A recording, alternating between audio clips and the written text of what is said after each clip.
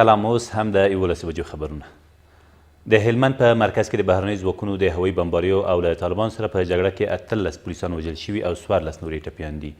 د هلمند د ځایي مسؤلینو په وینا دغه پیښه تیر ماخوستن نږدې 8 بجې د 601 لمبر لویې لارې پر یوې پوستې د طالبانو له برید وروسته هغه مهال رامنځته شوه چې بهرنیو ځواکونو د طالبانو سره پر افغان ځواکونو هم بمبار وکړ.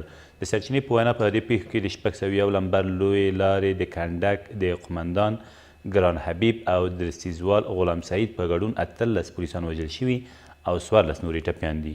له دې سره سم کورنیو چارو وزارت وایي د دغه وزارت او بهرنیو ځواکونو ګډې څېړنې روانې دي څو روښانه شي چې یادو پولیسانو ته له کوم اړخه مرګ ژوبله اوښتې ده.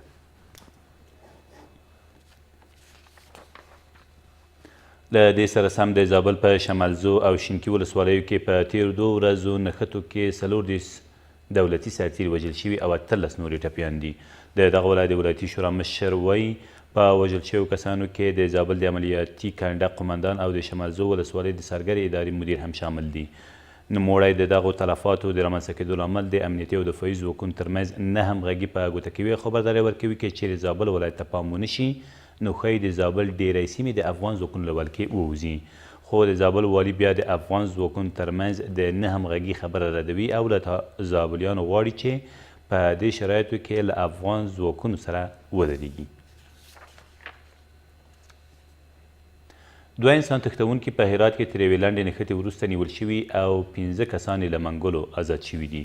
د انسان تښتونکو یوې ډلې تېره ورځ له غرمې وروسته نږدې 2 بجې 15 مسافر د هرات اسلام کلا د لویې لارې په اوږدو کې د کوهستان ولسوالۍ په سیمه کې وتښتول، خو ورسره جوخت د یارې ولسوالۍ ملکي او پوځي مسؤلین د تښتونکو پسې شول او بالاخره تر یوې لنډې نښتې وروسته یو انسان تښتونکی ټپي او 2 نور یې ونیول شول. د هرات د سیمه ییزو مسؤلینو په وینا په دې عملیاتو کې 15 تښتول شوي مسافر هم روغ رمټ آزاد شوي دي. یو کس د یوې کورنۍ د 15 غړو د وژنې په تور په هرات کې د پولیسو لوري ونیول شو.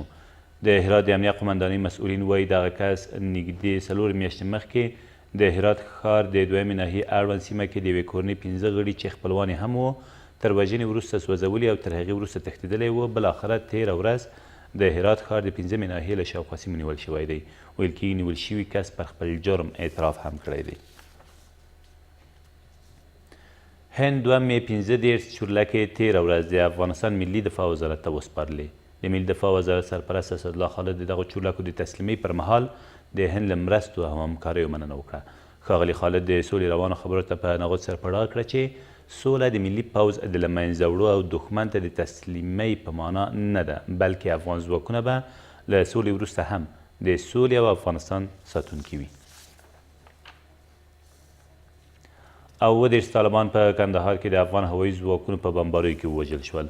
د ملي دفاع وزارت د رسنیو دفتر د معلوماتو له مخې په دې عملیاتو کې چې تېره ورځ د نیش ولسوالۍ په شاوخوا سیمو کې ترسره شوي د یوه طالب قمندان په ګډون 12 نور هم ټپیان شوي دي.